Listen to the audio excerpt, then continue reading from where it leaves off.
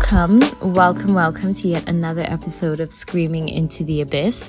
Today is a very special episode because I'll be interviewing two different sex workers about sexual liberation, about politics, about capitalism, about meaning, purpose, and so much more. One of the sex workers is also disabled, so we'll be talking about the intersection of disability, meaning, purpose, and sex. And another one of our sex workers is able-bodied, and we'll be discussing the same themes. As usual, let's continue the conversation in my Discord on my Patreon at patreon.com/bobosvoid, and I'll see you there. Let's jump right into it. So, would you like to introduce yourself? Sure. So I'm Valentina is my sex worker name, and I've done a lot of different types of sex work. I've done sugaring, different kinds of porn, and I'm also a full-service sex worker who works in a brothel. Oh, I love it. Do you want to give us, before we dive into like the politics behind sex work, do you want to sort of give us a broad, or just go as deep or as vague as you'd like to go, just a broad overview of like how you got into being a sex worker? Right, so my kind of, so it starts off with me being an idiot when I was under 18 and decided that I wanted to get into sex work despite being a minor. And luckily I was rebuked by the porn companies because I had a very shitty fake ID. So thank God my city has like good protections. Oh, wow. And then I really started, an idiot. When I was 19, I started sugaring for the first time. Mostly just because sugaring is kind of advertised as this like diet sex work, like hooker light kind of like, you know, girlfriend experience, romantic thing. Yeah. And honestly, that was probably some of the worst experiences I've had, just like creepy older men, not knowing my boundaries, not knowing how to assert them properly. Yeah. So I only did that for a very short amount of time. And then after I stopped, I was looking for other ways to earn money, and I started doing porn with like solo shoots and queer porn with other women. And I loved it. I loved working with those people. It was just like fun and also massive earning capacities for me. Oh, because, really? So I am like disabled. I have like long-term health issues. So I can't work like a kind of normal job. And I receive government support, but it's like enough to like have a roof over your head at like the bare minimum food. Like, so if you want to have any kind of life, any kind of, not even luxury, just like not the basics, you had to look for something else. So oh, wow. And I loved that, and eventually decided that I wanted to move and take the plunge into brothel work, full service work, also known as, you know, prostitute, hooker, whatever. I'll call it like full service. And my first time walking into a brothel to like be like, I want to work here. I had a girl, she comes out from the back, she's a big sniff, wipes her nose, looks me up and down and goes, oh no, you're too fat to work here. And what? And for context, at the time I was about an Australian size 12. So pretty much like the standard body size in Australia. And she was like, no. Too fat to work here, maybe try around the corner. And I actually can't believe, did you beat her? Like, did you fight her on set? Like, on site? I should have, but I was such a little like baby hooker. I was just like, oh, okay. Oh, I guess I'm not like up to the standard. Oh my gosh. And it was actually a blessing in disguise because I found out that place I'd applied to has horrible stories about the way they treat their workers. Really, sounds like it. A lot of like drug use and kind of like you have to like pay people to get the right clients. It's just a big old mess. So blessing in disguise. And I ended up I've worked in 2 different brothels since that have been really good. That's kind of my story intro. What made you start at the age of 18 And was that out of desire? Well, you said there was a necessity, a financial necessity because of your situation, but was there actually like ever any desire at all, or like even curiosity? Yeah, so, and I mean, financial necessity, it wasn't kind of like survival sex work, which is like, I will not eat if I don't do it. Like, I did have, like, I was safe and fed and, you know, health insurance and like the, you know, that kind of stuff. Yeah. It was more like if I wanted to like go out, buy clothes, like, you know, that kind of thing. Yeah. So it was like a little bit, yeah, I just felt like making that clear. I guess for me, it felt like it was a way for me to take control. And I feel like it wasn't necessarily conscious at the time, but unconsciously, I feel like it was me trying to like come out of victimhood and come out of this role of like the object of a desire and start kind of turning the power and like rebalancing the scales in a way where I was allowed to be in control and I was making the decisions. And yeah. It almost was bordering on that unhealthy, like, if they're going to take it anyway, I may as well make something, you know, that kind of thing. But, yeah. And I think that's why it was so rocky for me at the start, because I wasn't kind of fully honest with myself about why. But when I really kind of had that conversation with myself and really took the time to look introspectively and consider my boundaries and desires and what were my own thoughts and beliefs and what were society's thoughts and beliefs about sex work in my body. Yeah. And that helped me kind of have a healthier relationship with it.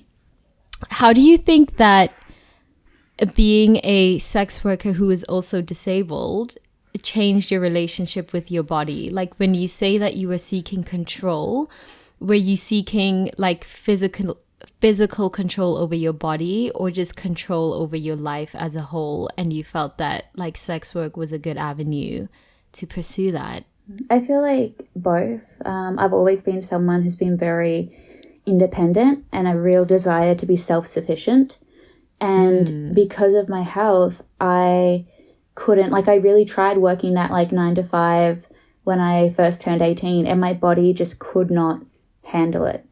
Yeah. So it was about, I want to be an independent woman in this world, and it's one of the only ways that I can do that. Yeah, no, that makes complete sense. Do you mind disclosing, and you don't have to if you don't want to, but do you mind disclosing how you're disabled? Yeah, so I have what's known as chronic fatigue syndrome, or myalgic encephalomyelitis, and fibromyalgia. So just really bad like fatigue and pain. It's like always having like a flu almost, you know, like aches and tiredness, and yeah. Has that affected your relationship with sex at all? Not really, because it is what's called like an invisible illness. So it's not something that like a partner or someone just like will see me and like kind of plays into that. Yeah. So not particularly in that sense, but I also feel like that probably has to do with the fact I spent so much of my life where the focus of sex was the other person's pleasure and not my own. So like feeling fatigue or pain, it was almost kind of like blocked out during sex with the goal of like pleasing this person. Right. Has sex work taught you to assert boundaries and sort of like actually ask for what you want in a way that women just aren't taught to do? Yeah, it completely, because especially when you're in that like room alone, you set the tone of everything and you have to be a really good communicator about that. You have to learn to verbalize things and to put your foot down, and be willing to like cut it and walk away, and really be aware of actually what are my like needs and wants in this situation. And in sex work, it's usually, you know, like money and safety, and but being able to focus on those needs has helped me kind of focus on my needs outside of sex work, and actually what kind of sex do I want to be having, and what are the desires that I want to be fulfilled in my sexual relationships. And I actually stopped having casual sex for a long time during sex work because I realized that it wasn't actually feeding anything that I wanted or desired. I was interesting more using it as a way to feel intimacy, you know, like to have a body close to you to feel some kind of affection rather than actually wanting the sex itself. And coming to that realization really kind of made me stop my relationship with casual sex and look more at my relationship with myself. Holy wow. I'm like spiraling right now because I've actually never thought of it that way. Do you feel like that you draw a line at this point? Is there like a line of demarcation between this is sex work versus this is sex? Like how do you, you know, like in your personal life versus when you're working? Like, is there a distinction at this point or is it one and the same? Oh, yeah, it's totally distinct and different. I am in sex work. I'm normally like, how do I get this dude to come so I can get my money and go to the next person? And, like, oh, wow. Yeah. It's just like, what does this person want? What can I give them to like get it going? And it really is more of a focus on like playing a role or a fantasy or, you know, like they'll be like, oh yeah, how do you like it, baby? And I'm like, oh yeah, I just want you to pound me. And it's not because I actually want to get pounded. It's because I want them to come and it to be, you know? You just know that that's what they like. Yeah. So I'll be like in doggy position and I'll be like, you know, thinking about like my grocery list or like, you know, oh, I got to get my washing. And like, it's totally different. And in personal sex, I am consciously and mindfully bringing myself into the moment and really trying to have a more distinct connection to my body. Where in sex work, I'm almost removed in the sense of like... You're like disembodied. Yeah, it doesn't feel like sex almost. It's more like kind of Is it movements. pleasurable? Oh, wow. It's not pleasurable. It's not, you know, unwanted or like painful or anything, but like there is no way in hell I'm ever getting close to coming with any client. Like that's just not the vibe. Oh wow. Do they know that though, and do they respect that? Or? Oh no, I'd be faking it for all of them. I have become really and they good. fall for it. I love it. Oh yeah. Yeah. I love this. I think they fall for it because they want it to be true. So like you don't have to be a great actress because they're looking for things that confirm that they're great at sex and, you know, that sort of thing. So. Yeah. 1 second. I need to get the door. Oh, yes. Get the mangoes. I'll be back in 1 sec. I have a question, which is something I think about all the time, or just something I wonder. Because there's so much stigma around sex work and it seems to be something that people do privately, as in the people who pay for sex work seem to like it's always such a private thing. But do you find a trend between the type of clients that you attract to your work? Like, is it generally one type of person looking for one specific thing, or is there like a broad range? Like, what are people looking for?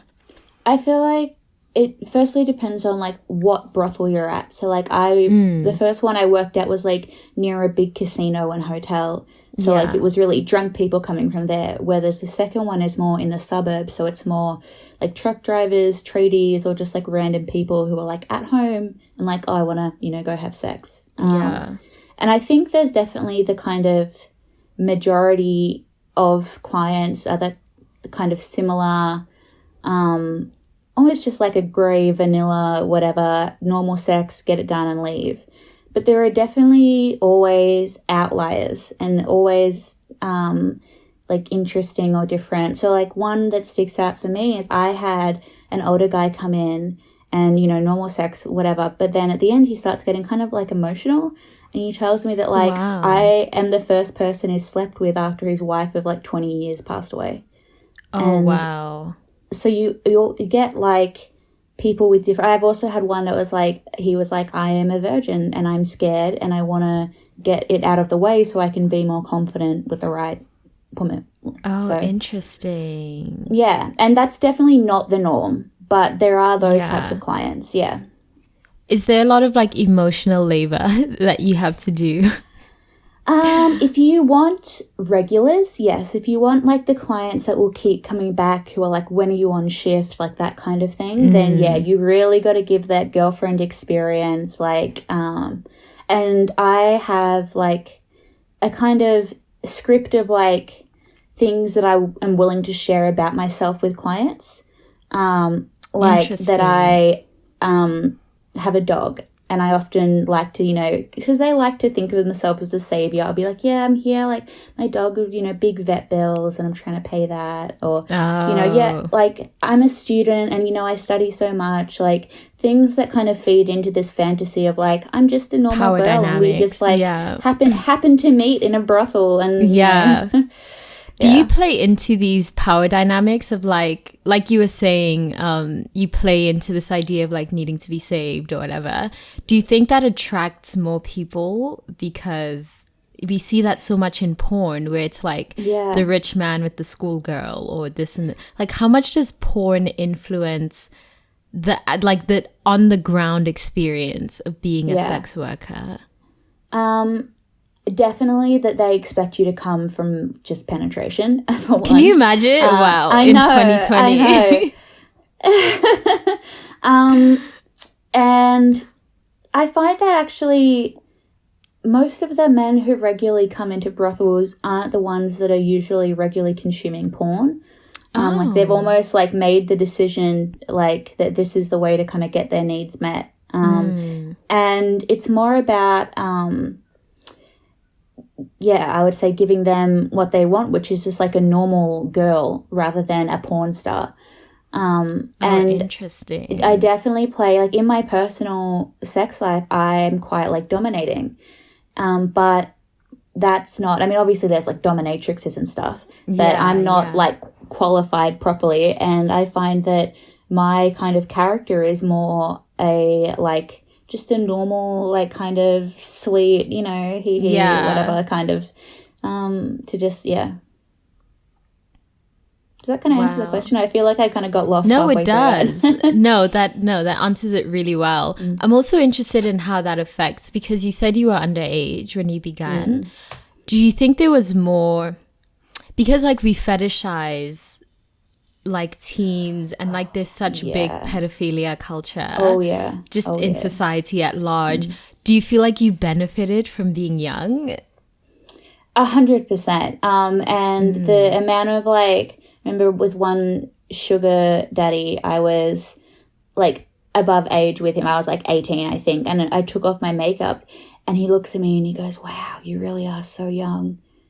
Wow. And I just,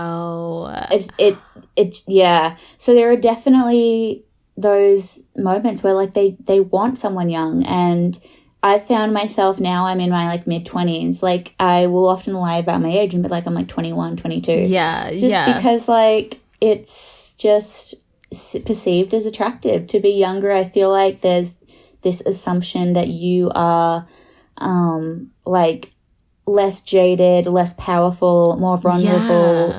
So I think that's what they look for when they're really looking for that kind of younger. Oh my God. Do you think that's affected how you perceive yourself? Like, I know a lot of women just struggle with aging generally. So when that has to be, you know, a factor in your work, does that affect how you view yourself and your self-worth as it relates to age? Thank you for listening to the first half of this conversation. If you're interested in listening to the rest of this conversation, you will find it on Patreon. So please support my Patreon. You can go to patreon.com/bobosvoid, or you can just click on the link in the description box below. If you enjoyed this conversation, I'll be having so many more of these types of conversation with different friends, with different strangers, with all types of interesting people, and sometimes just conversing with myself. If you are interested in philosophy, politics, race, all the things, I'll be hosting all the conversations on my Patreon. So patreon.com/bobosvoid, or just click on the description box below. And support me. Thank you.